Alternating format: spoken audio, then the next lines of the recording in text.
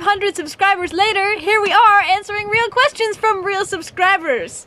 We have 20 questions of those that you all left for us, and today we've decided that we're going to answer them outside.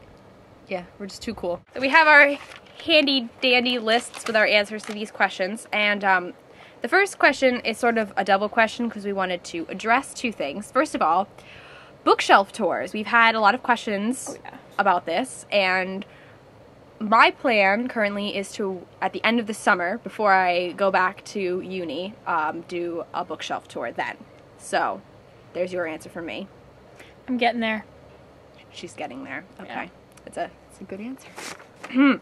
And also, we had a couple questions as well about why don't you read more YA novels? Well, I think I would want to say that I read more YA than Rebecca, but I really don't think so, since you tend to read more of the popular stuff. Yeah, and you tend to read more like childhood books, I guess.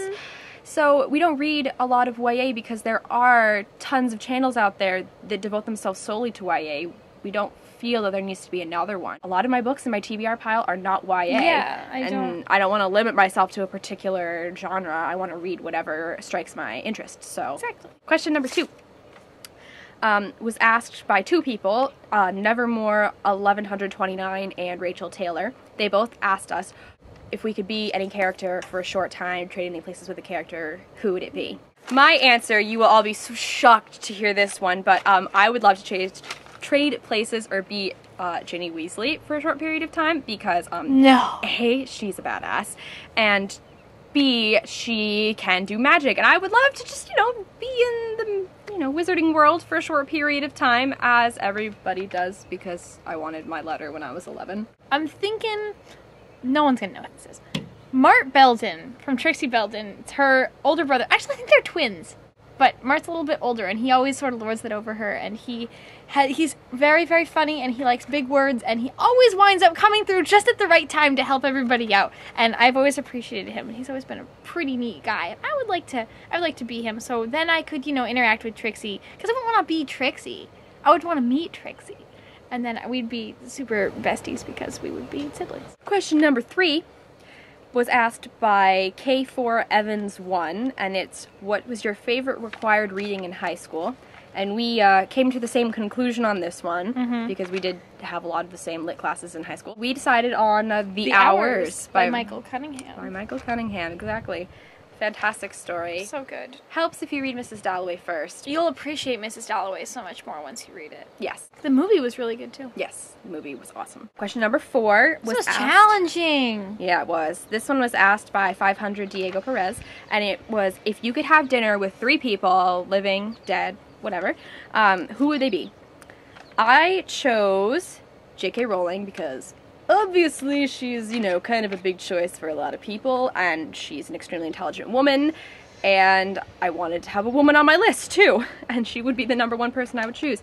Winston Churchill, because he is a brilliant man, and Badass. I would really want to, sit down at a table and just talk with him. And finally, Walt Disney, because I have a love for all things Walt Disney, especially Disney World. My people are really different. I would want to meet Patrick Henry, who was, in my mind, if not considered by other people, one of the founding fathers of the United States. Give me liberty or give me death is sort of a heady phrase. So he's always been a really big fascination for myself as a historical figure, and I would love to chat with him about how he brought this nation to its creation. In addition to that, I would also want to meet Gene Kelly, who was a phenomenal dancer who is no longer with us, and it's been a life goal of mine to dance with him, and I can't. So I would love to sit and talk with him about his fantasticalness. And also Mr. Billy Joel, who is just a musical idol of mine. I was thinking also of picking J.K. Rowling, but then I feel like some of the magic would be gone. I don't know why. Question number 5 was asked by Angelica M 2009, and she asked if you were cast in a TV show and a movie, which ones would they be? My choice for a TV show is Veronica Mars. It was only on the air for 3 seasons, but it was a brilliant TV show, and it was taken off the air way before it should have been. Like, they actually just got left on a cliffhanger, which is completely unfair. But anybody who has seen Veronica Mars knows what I'm talking about. That show was so awesome, with so many good characters. I would love to be able to be in a TV show with them and be able to act with them.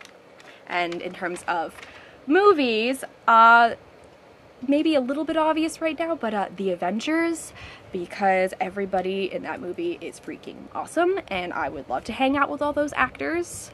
Yeah. I also chose The Avengers as my film because it blows you away. The whole film. There's not a low point to any of it, and I want to be a part of that. It's incredible. Super incredible. And my television show was the US version of The Office in its prime, when it was still, you know, The Office, none of what it is Before Steve now. Carell left, basically. Yeah, pretty much, because there's so many opportunities for extras on the show, and it's such a great program. Well, it was. Number 6. This was a great question, because we had to think about this really hard. Yeah. So the Booktubinator asked us a couple of really awesome questions, and this is the first one.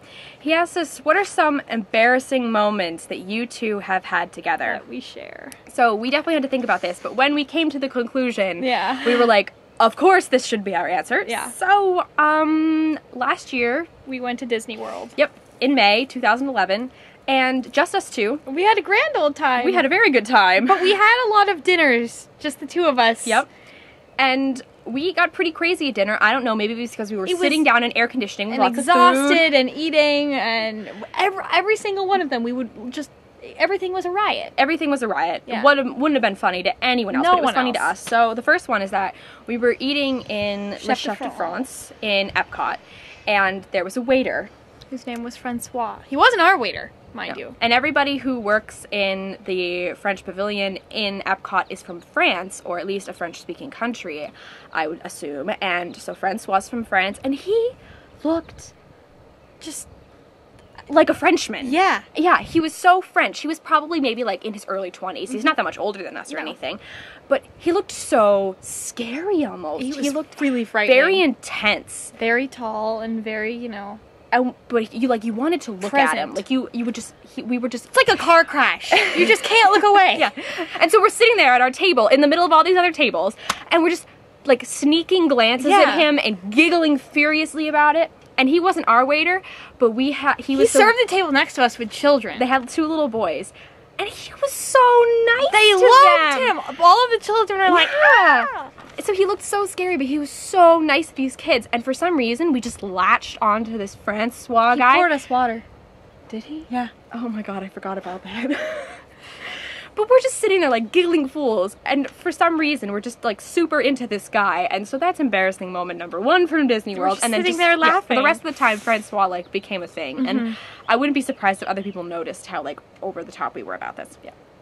The other one doesn't actually have to do with dinner. No, we were on the Jungle Cruise in Magic Kingdom at about midnight.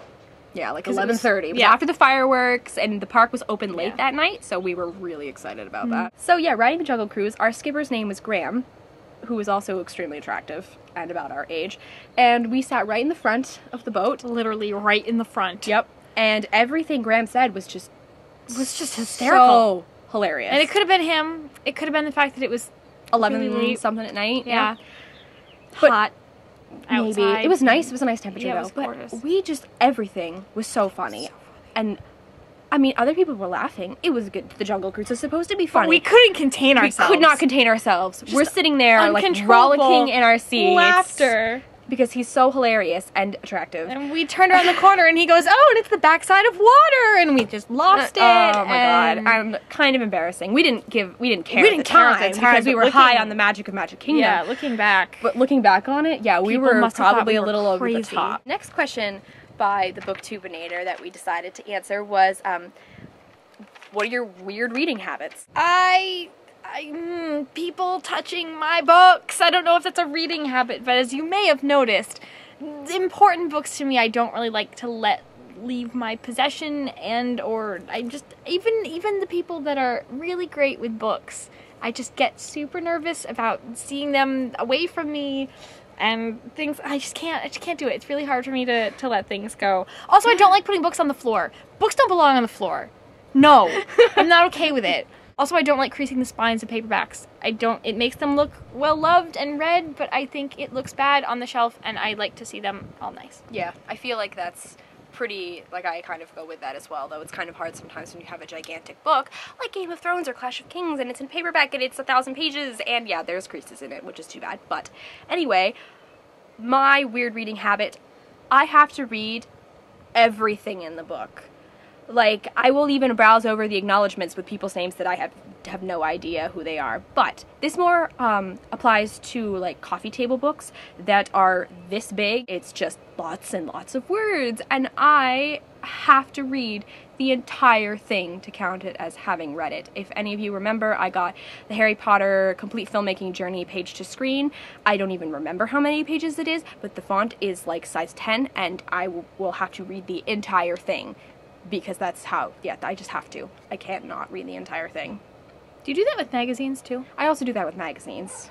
Like National Geographics, I have almost... Back issues. I have 3.5 years of National Geographic stacked up because I have to read everything. I have to read all the articles, even if they don't particularly interest me. Question number 8, we thought was funny and cute, so we decided to address it. And not too prying. Not too prying. It was asked by Flowing Aisha. I hope that's how you say your name. Yeah, something like that.